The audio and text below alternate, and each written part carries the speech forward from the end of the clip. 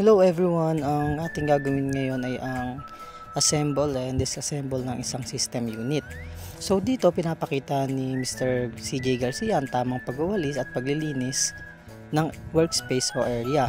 At kagamitan din natin ito ng gloves upang matanggal ang ating anti-static sa katawan sa pamamagitan ng paghawak sa ating system unit upang hindi rin ma-static ang ating mga system unit galing sa ating katawan. So dito pine-prepare na ang tools na ating gagamitin.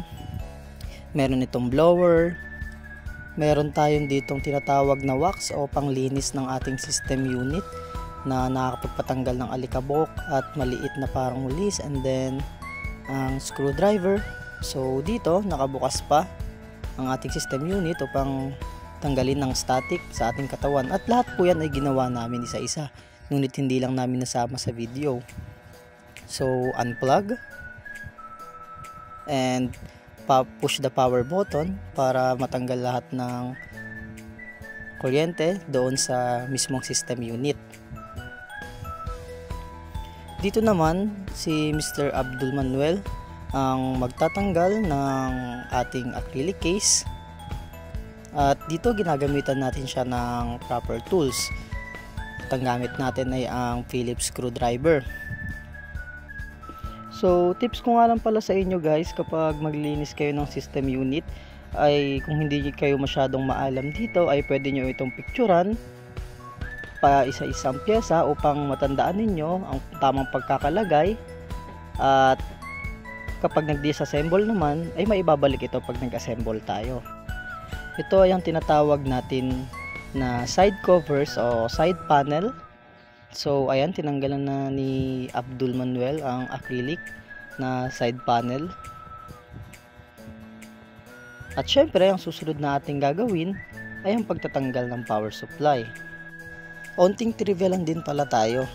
Kapag ang ating system unit ay may mataas na specification, ang power supply na recommended natin ay nasa 600 watts pataas or 500 watts pataas, basta ito ay true rated o kaya 80 bronze na tinatawag. Dahil kapag mataas ang ating system unit at ang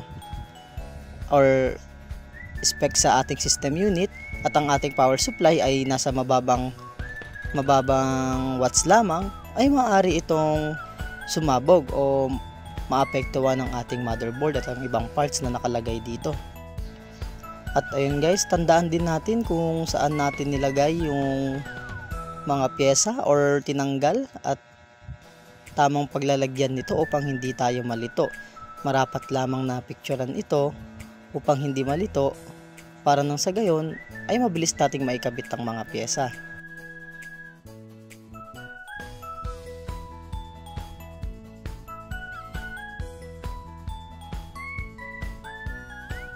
Dito naman guys, pumunta tayo sa kabilang part ng ating case upang tanggalin ang SATA cable at ang power cable sa ating SSD. So ayan guys, dalawa po ang kable na pumapasok sa ating SSD o hard drive. Ang SSD ay tinatawag nating solid state drive na mas mabilis ng 10 times faster kaysa sa HDD o ating hard disk drive. So ayun guys, mas mabilis mag-boot ang ating SSD kapag meron tayo nito, or tinatawag nating PC kapag meron tayong SSD. Tips ko lang din sa inyo guys, kapag bibili kayo ng system unit, dapat meron kayong kakilala na marunong tumingin upang sa inyo muna ipagpatanong sa kanila muna, para hindi kayo nauuto o nai-scam, tulad lamang ng mga pailaw-ilaw na akala mo ang ganda tignan at mataas ang performance, ngunit ito ay mababang quality o specification pala. Tignan din natin ang hard drive bago tayo bumili o SSD kung ito ba ay nasa maayos na health. Gagamitin natin ang HD Sentinel upang tignan kung ilan nga bang gamit ng ating hard drive o SSD. Dito nakasaad sa HDD Sentinel ang health or power time ng ating SSD or hard drive. Kapag ito ay nasa 90 na pababa, ito ay maaaring mag-lag o makaramdam ng delay sa ating mga device. Dito naman guys, si Mr. Indon, siya rin na nag-disassemble at nagtatanggal ng mga wiring sa ating system unit, gaya ng power cable ng 4-pin na kanyang ginagawa ngayon.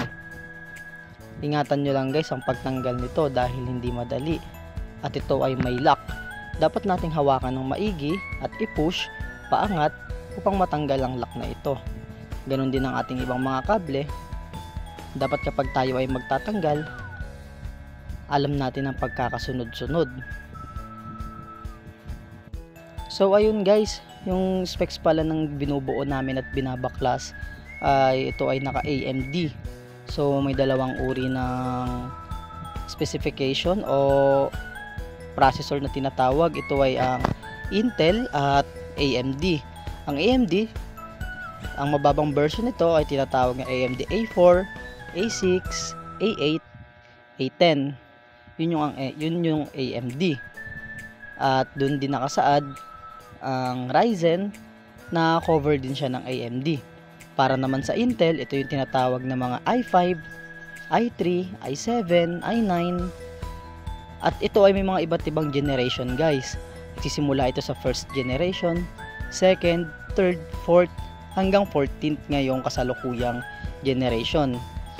Ito ay tinatawag na i9 14th gen at yun yung pinakamataas na processor sa ngayong kasalukuyan. Tips ko lang din pala sa inyo guys, pag bibili kayo ng processor or system unit, tignan nyo po yung processor. And then kung ito ay may nakalagay na Ryzen 3200G, ito ibig sabihin ay may integrated na graphics kapag merong letter dun sa dulo ng number. Kapag ito naman ay wala, ibig sabihin wala siyang integrated. Pero hindi lahat ganon, katulad lamang ng Ryzen 3100X, ayun ay walang integrated na kinakailangan na lagyan ng video card.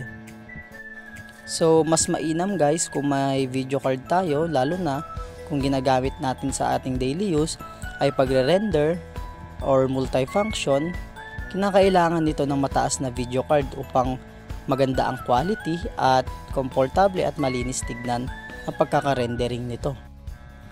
So ayun guys, ako na po yan yung nagtatanggal ng heatsink fan at ating processor.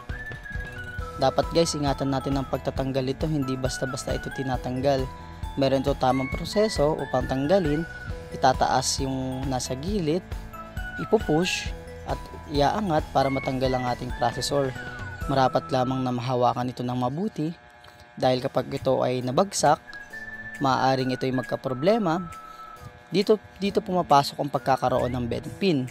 Kapag mali ang pagkakasalpak sa ating processor doon sa ating motherboard slot, sa CPU slot natin, maaaring itong mag-bend. At hindi basta-basta naayos ito. Kinakailangan ng technician or marunong mag-ayos para lamang makabit ng maayos. Isa ting tip sa atin guys, kapag bibili tayo ng buy parts, halimbawa na lamang ang binili natin ay ang AMD na motherboard, dapat ay ang bibilin natin ay AMD rin na processor dahil hindi parehas ng pin ang motherboard ng Intel at ng AMD. Ang sa AMD naman, ito ay may mga pin na tinatawag at ang motherboard ng AMD ay ito yung may mga butas, samantalang sa Intel naman siya ay walang pin at baliktad lamang doon sa motherboard. So ayan, after natin ma-disassemble, pupunta naman tayo sa assemble ng ating system unit. Dapat ay lahat may kabit natin na maayos at sa huli ay gumana ito. Sa ating pag-assemble, titigan natin yung processor dahil dito meron nakalagay na arrow kung saan ba nakatama or naka-align ang processor. Dito rin natin makikita ang specs ng processor na hindi na kinakailangan buksan ng mismong system unit at buuhin pa. Dito nakasaad nakalagay ang ating specification sa ating processor. Diyan po makikita natin ang nilinis ko muna yung mga natuyong thermal paste dahil ito rin yung sanhi para uminit yung ating system unit kapag tuyo na ang thermal paste. Doon tumataas ang temperature. So ayan guys, naglagay tayo ng thermal paste. At dalawang tip lang yan guys, pwedeng pa diagonal, pa X ang lagay, or sa gitna lamang. Tansyahin lang natin na lalapat yung thermal paste doon sa ating processor at hindi sa sobra. Dahil pag ito ay sumobra, maaaring makaapekto ito sa ating processor. Ayan guys, sa pagbabalik natin ng ating CPU fan, kinabit lang natin yung slot ng CPU fan doon sa kanyang lagayan, at dito may clip na ginagawa upang dumikit ang fan ng husto doon sa ating processor. So medyo matigas nga lang yan guys, kinakailangan din ng effort or ng bigat ng ating katawan para i-push. Dumako naman tayo kay Miss Gabriel Miranda. Sa kanyang paglalagay, ito yung tinatawag nating power supply. Sa kanyang pag-assemble nito, ang power supply ay mayroong 4 na holes at dito ini-screw sa magkabilang sides. Dapat kompleto ito dahil ang power supply natin ay mabigat. Huwag nating titipirin ang screws sa ating power supplies at sa ibang components. So guys, pag bibili pala tayo ng system unit o kaya nagkakaroon tayo ng idea, dapat makita muna natin kung ano ba yung binibili nating pyesa. Kung akma ba ito doon sa pyesa mismo na actual. Tulad ng power supply, mamaya ang pinagbilhan ninyo, ang sinasabi ay 600 watts ito. Ngunit hindi pala ito 600 watts dahil hindi nyo tinignan at binili nyo lamang. Kaya dapat mas matignan ninyo at dapat alam ninyo ang capacity ng power supply sa inyong system unit. Huwag na huwag niyong titipirin niya ng unang-unang tips sa ating system unit o ating PC, ang power supply. Dahil pag tinipid ito ang power supply, maaaring madamay ang ibang components natin katulad lamang ng RAM, motherboard, processor, video card, at marami pang iba. Kung kayo naman guys ay may merong budget at gustong ginhawa o makapaggawa agad ng mabilis, meron tayong screwdriver na automatic. Pero hindi ito advisable sa lahat ng ating pag-i-screwhan. Dito pumapasok ang ating lost thread na kapag pihit tayo ng pihit, pa-clockwise or counterclockwise, maaari itong ma-lost thread at hindi na matanggal doon. Kaya ingat lang guys sa pagkakabit ng ating mga screws. At dito ilalagay na ni Gab ang ating motherboard. So meron siyang 6 na holes doon sa ating motherboard kung saan lalagyan ng screws. At dito naman ilalagay ni Gab ang front panel na tinatawag. Dito nakasaad yung push button natin para sa ating power button at reset button, HDD LED at power LED. So dapat makita ito at tama ang pagkaka-align dahil sa lahat ng board or manual makikita naman natin ang front panel na instruction. Dapat lang ito ay nakaayos upang mag-function ng mabuti ang ating system unit. Mamaya pala ay nagkabaliktad ang power at ang restart, kaya dapat ay maayos ang pagkakabit nito. Sa ating pagkakabit, siguraduhin natin na walang maiipit sa ilalim o likod dahil kapag mayroon naipit itong wiring, maaari natin itong tanggalin ulit.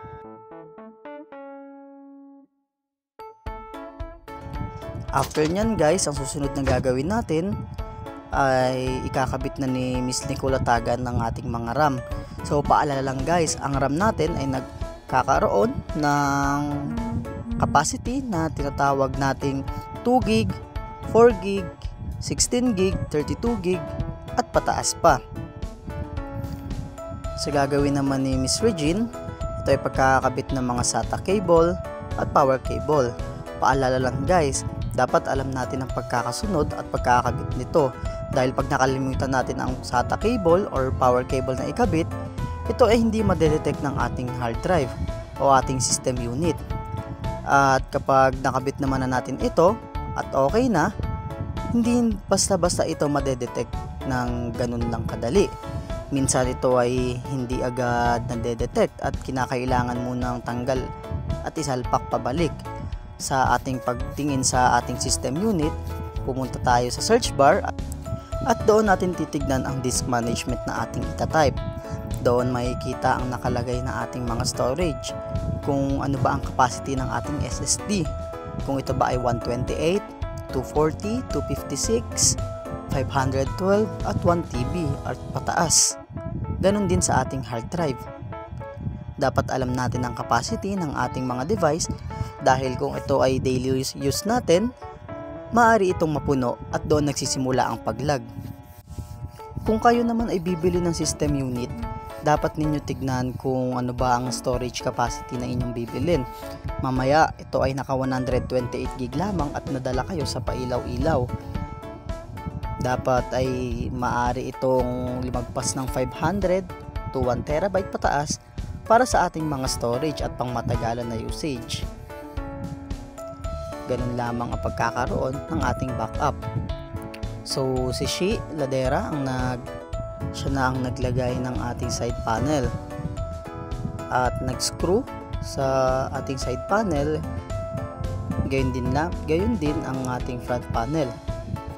Paalala lang guys, sa ating pagbubuo ng ating system unit, maaari itong hindi agad bumukas sa unang pindot natin at kailangan ay marunong tayong mag-troubleshoot nito.